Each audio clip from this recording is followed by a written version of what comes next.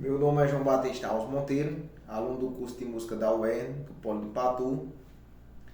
Irei aqui apresentar um trabalho da disciplina História da Música 2. E aqui a gente vai fazer um panorama das técnicas e tendências musicais.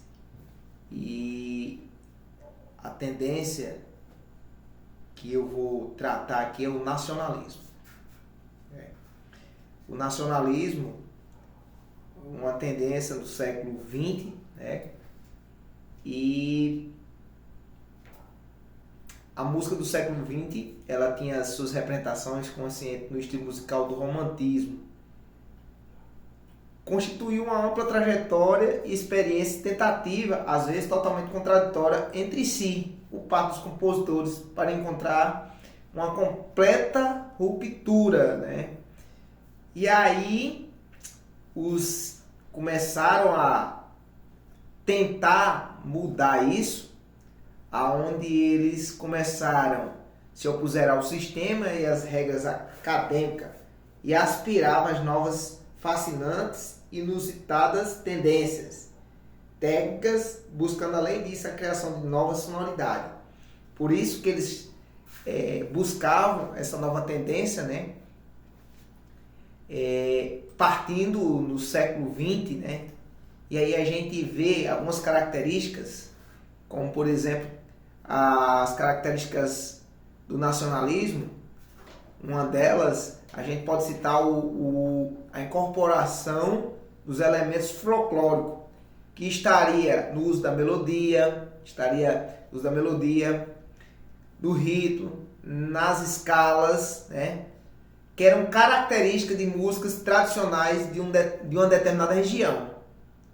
Então, um dos elementos, as características gerais do nacionalismo seria essa, né? O outro ponto de contrapartida seria o novo contexto políticos e sociais. Por que isso? Porque eles estavam resistindo, né? Resistências políticas, especificamente sobre os países, nos países, o domínio estrangeiro, né? Então, por isso que era uma outra característica do nacionalismo, né? E também o estilo moderno com raízes tradicionais, né? Os compositores nacionalistas do século XX, eles combinavam as tradições musicais de seus países com técnicas modernas. Por isso que eles já estavam nessa ruptura, né, dessa tendência, né? Como também, aqui foram as características gerais do nacionalismo, né? E temos as tendências. Essas tendências, elas tiveram na Europa, na Escandinávia, na América Latina, né, e na Ásia. E aí, essas tendências, por exemplo, na Rússia, né? Quem seria os compositores da época lá na Europa Leste foram Bela Bartók e Kodály. Eles combinaram melodias folclóricas húngaras com técnicas de composição modernas. Então eles sempre estavam fazendo essa junção. Na Rússia foi Igor Stravinsky. Ele pegou os temas folclóricos russo e aí ele fez as suas adaptações, né? Na América Latina, incluso está o Brasil, tínhamos, né, explorar músicas luso, músicas latino-americanas, e aí eles faziam o quê? Eles faziam essa adaptação às tradições indígenas e afrodescendentes. Quem eram os compositores aqui no Brasil? Villa-Lobos, né, que mesclou elementos do folclore brasileiro com as técnicas europeias, né, criado nas obras como Bastião Brasileiro. E Carlos Chavez do México. Também ele fez suas adaptações incorporando os ritmos indígenas pentatônicos em suas composições. Por isso que a gente tem os elementos, as tendências e temos as características, né? E aí também foi utilizada as técnicas musicais. Quais delas, né, houve essa ruptura? As escalas modais e pentatônica, né, elas substituíram as escalas maiores e menores, típica da música ocidental clássica. Porque se eles estavam tendo essa ruptura, né, ritmos irregulares e complexos, né, muitos compositores usaram ritmos derivados de danças tradicionais e padrões de percussão folclórica. Sempre eles estariam atrelados ao folclore. O uso de instrumentos tradicionais, né, nas suas composições orquestrais, com timbres autóctones. E também tinha a questão da harmonia evocativas, né? O que seriam essas harmonias evocativas? Harmonias quartais, quintais e politonalismo. Essas harmonias ajudavam a ter uma sonoridade diferente, uma sonoridade moderna do que já se escutava, né? Então, estava se remetendo a tradições culturais. E aí temos os famosos, né, compositores da Europa, na América Latina, na Ásia e na África, né? Por aí foi. 3 elementos importantes no nacionalismo. Aqui eu tenho uma citação de Neves e vai dizer: 3 elementos importantes entram na estruturação musical dos adeptos desse nacionalismo. Elementos que são comuns à maioria dos compositores latino-americanos. A tendência ao estaticismo com repetição infinita de pequenas células melódicas. A absorção da harmonia pela rítmica com recurso frequente à percussão harmônica. A ênfase especial à superposição tonais, né? A politonalidade e aos blocos dissonantes. Essa citação, né, de Neves, como referência, 1981, página 49. Quem quiser realmente fazer uso dessa pesquisa, né, para poder melhorar o seu conhecimento, né? Então, o nacionalismo, e é isso, né? E é isso. O nacionalismo, os compositores, eles já estavam buscando no folclore e fazendo essa ruptura, né? Aqui eu posso citar quando diz: as adaptações refletindo o contexto político, cultural e social da época, né? Marcada por grandes mudanças e inovações artísticas. Aí no âmbito da música, o nacionalismo manifestou-se com uma busca pela afirmação de identidades culturais de diversas nações, que era o que aconteceu na Europa, na América Latina, na África, né? Através do uso de elementos folclóricos, tradições locais e estruturas musicais atônicas, né? Aí a gente vai perceber tudo isso, como é que se dava nesse período do século XX, né? Século XX. Por exemplo, o nacionalismo no mundo foi um fenômeno complexo. Por quê? Ele foi muito abrangente, né?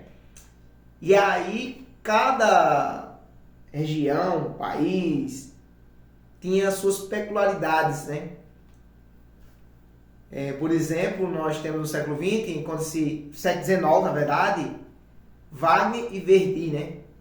Apesar de suas composições refletirem um sentimento patriótico, eles não cultivaram um estilo que pudesse caracterizar-se com eticamente alemão ou italiano. Veja a questão dessa ruptura. Qual seria também, para implementar, os ingredientes do nacionalismo, o sentimento do orgulho de uma língua e de sua literatura, né?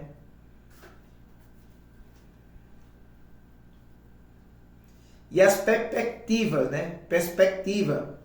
Melhor forma de um compositor ser publicamente reconhecido, em particular em seu país, era imitar os compositores estrangeiros e competir com este nos seus termos.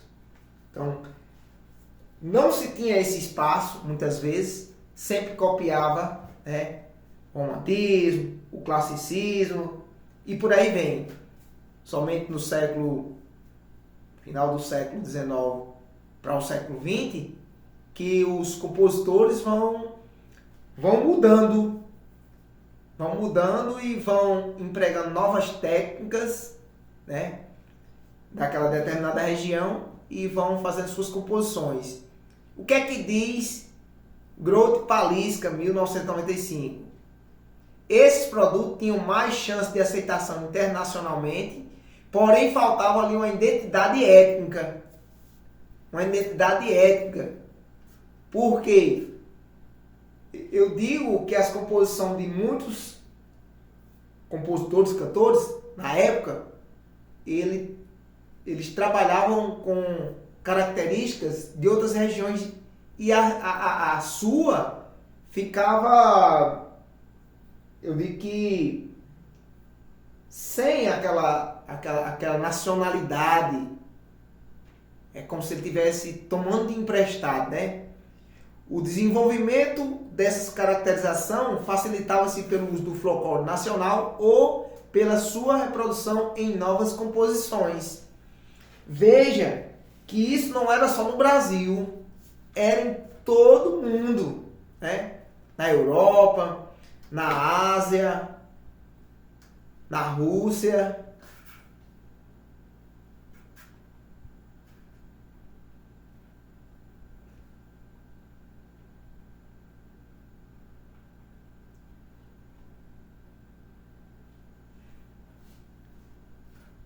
O nacionalismo, apesar de poder não ser tão facilmente aceito pelas plateias tradicionais, revelou-se como algo atrativo.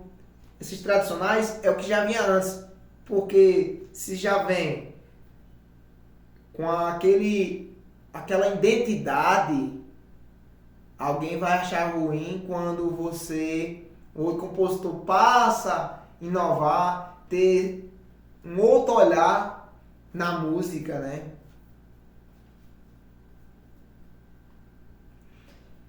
Revelou-se com algo atrativo, com colorações e cativantes, pincelar referenciais históricos, poderá clarear a concepção musical e a importância da música no Brasil a partir de 1920. Aí aqui a gente já vai falar um pouco desse nacionalismo aqui no Brasil, né? Vamos falar um pouco quem foram, né, os percussores, pode-se dizer assim, aqui no Brasil. A gente veio do contexto mundial, no período do século XX, e agora a gente adentra o Brasil. As colorações musicais nacionalistas surgiram na música de Villa-Lobos, né, que buscou no folclore e a sua fonte de inspiração. Villa-Lobos foi um dos compositores, na sua música, que ainda hoje tem um reflexo tremendo. No século XX, ele começou a trabalhar, né, a se inspirar no folclore. Aí ele vai tomar emprestado e ter a sua originalidade, que é o que faltava, onde ele faz as suas composições, né? O Bachianas Brasileira. O que seria isso? Seria a fusão do estilo de bar, né? De bar, com as músicas folclóricas. O choro, a orquestração de músicas folclóricas, os poemas sinfônicos, as fantasias e as variações. Isso conforme cita Azevedo. Cita Azevedo, 1971, página 488.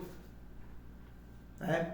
Então, é isso. Ele foi quem introduziu, né? Passou a compor dessa maneira, fazendo essa fusão do estilo de Bach com o folclore, né?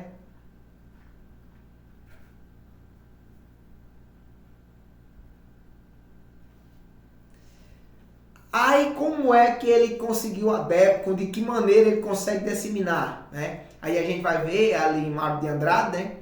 A efetivação do movimento nacionalista brasileiro se deu em 1928, quando Mário de Andrade propôs o desenvolvimento de um projeto nacional erudito, popular para o país, colocando a intenção nacionalista e o uso sistemático da música folclórica como condição indispensável para o ingresso e a permanência do artista na República Musical. Então, já começou a introduzir algo mais condensado, né? Mais sólido. Então, Mário de Andrade também traz essa junção. Ele começa... E como é que isso foi feito, né? Como é que isso foi feito? De que maneira? Eles tiveram auxílio de quem?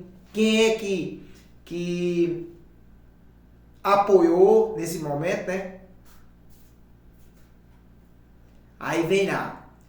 O nacionalismo no Brasil, ele foi de fazer composições eruditas, beber nas fontes populares, estilizando seus temas, imitando suas formas, em suma, incorporando a sua técnica. Então, o nacionalismo passou a ter a sua própria essência através do folclórico. Por isso que o nacionalismo teve a mudança de estilo para o nacionalismo. Eles tiveram que se apoiar em algo de uma determinada região, no caso Brasil e outras regiões, o folclore, né? Eles deram ênfase ao folclore. Aí eles dizem que é uma passagem do concreto do erudito ao popular e vice-versa. Então eles faziam essas produções, eles produziam utilizando esses estilos, né?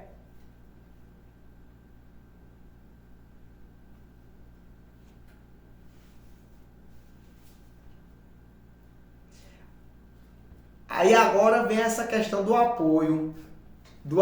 Quem é que apoiou naquele momento do auge, né? No século XX? Quem é que deu esse apoio total? Villa-Lobos, né? Então vamos lá. Nesse mundo musical brasileiro requer percorrer as trajetórias pessoais dos percussores ao sucesso, né? Villa-Lobos. No momento político, né? As relações de amizade com Mário de Andrade respondem às questões intrínsecas do nacionalismo brasileiro. Mário Andrade, ele era amigo de Gustavo Campenga, né? Campanema. Esse Campanema, foi no momento de Getúlio Vargas, era o ministro da Educação e da Saúde, né? Entre 1934 a 1945. Trabalhou intensamente pela cultura do país e incentivou vários projetos juntamente com o ministro.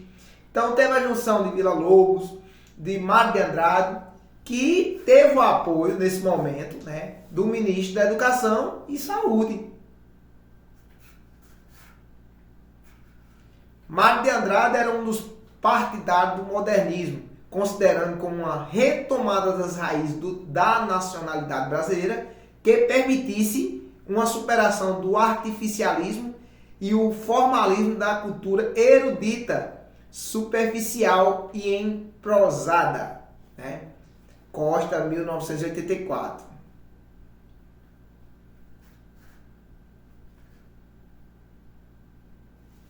Mas lá na frente ele vai dizer que o modernismo consistia nas ideias bastante amplas, que não entraram em contradição formal com o governo na época.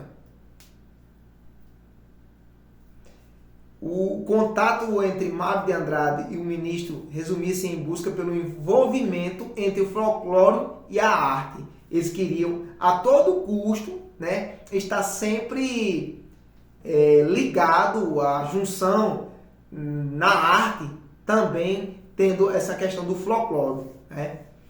Capanema buscava valores estéticos, os nacionalistas buscavam difundir suas ideias por meio do governo. Então era isso. Então o cara era ministro.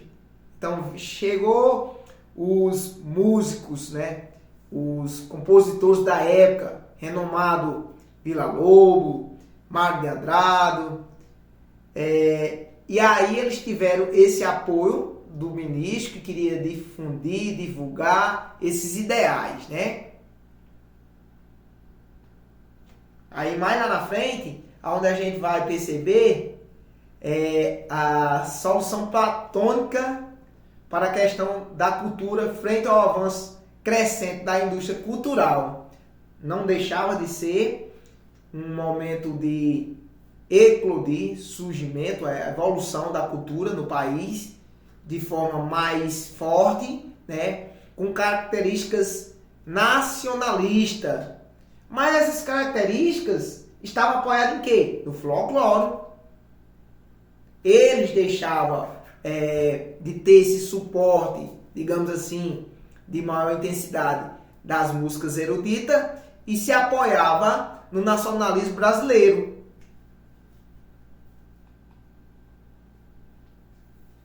E aí, o debate político-pedagógico de Platão influenciou decisivamente o nacionalismo, desde as obras de Mário de Andrade até a atuação de Villa-Lobos, junto aos grandes grupos vocais por eles formados. Então, as obras, né, de Mário de Andrade, com as composições, né, os grupos vocais, que eram formados por Villa-Lobos.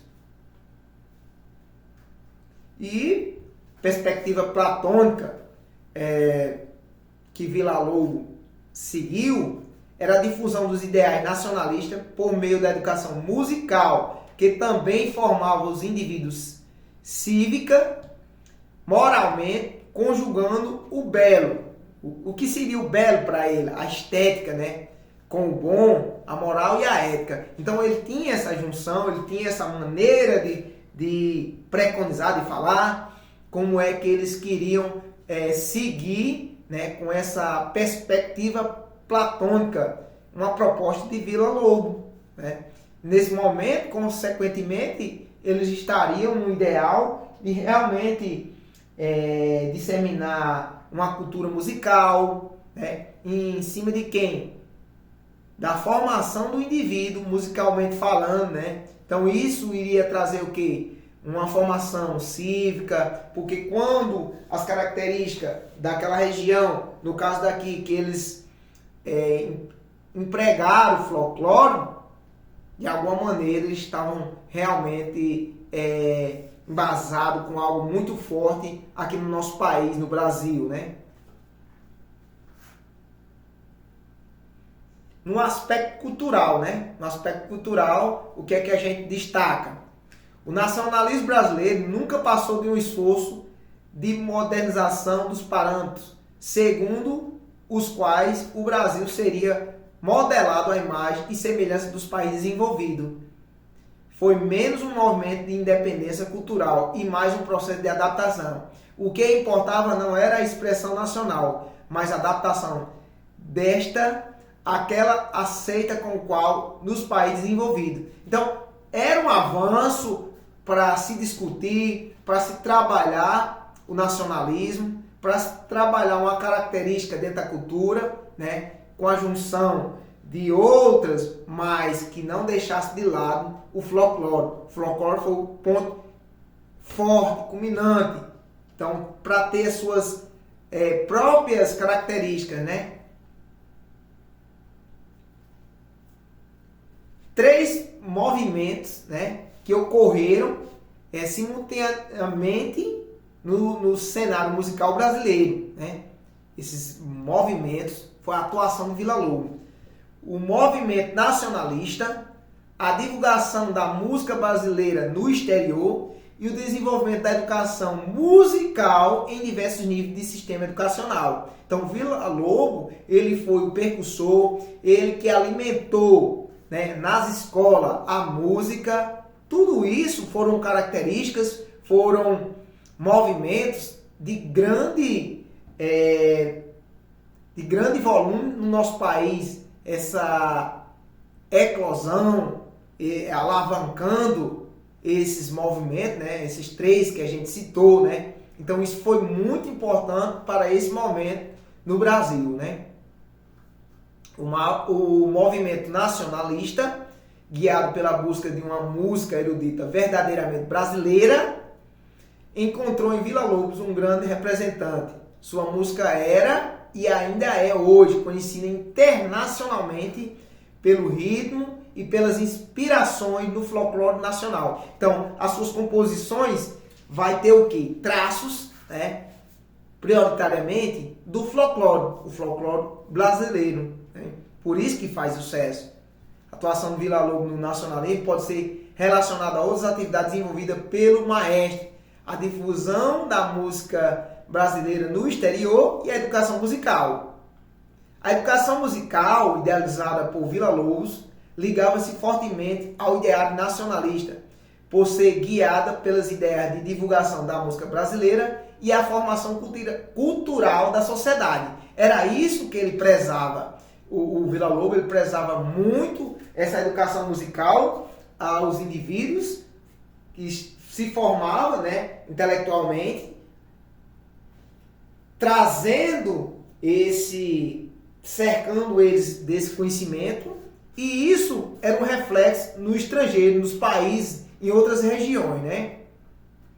A concepção da educação musical em Villa-Lobos, baseando-se na incorporação de elementos muito fortes na cultura brasileira de sua época e concebendo a música como meio de renovação e formação moral, cívica e intelectual. Esse era o pensamento de Villa-Lobos, com a formação do indivíduo, aplicando a música na sua formação, né? Essa educação musical, onde o indivíduo teria essa formação moral, cívica e intelectualmente falando.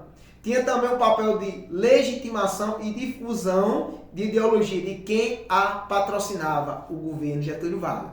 Então, tudo isso teve um apoio, né, do ministro da Educação, do próprio governo da época, o Getúlio Vargas. Então eles tinham, digamos assim, a faca e o queijo para divulgar, difundir, né, ferrenhamente os seus ideais. Então o nacionalismo no Brasil, ele entrou nesse período, né, de 1920 em diante, começou a ter esses traços. Então é isso, o nacionalismo, ele tem as suas raízes, né, no folclore.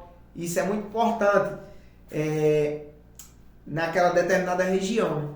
Então, ele pega do contexto político, cultural e social. Então, o nacionalismo nasce, né, no século XX, começa a ter, eu diria, as suas adaptações nesse contexto político, cultural e social.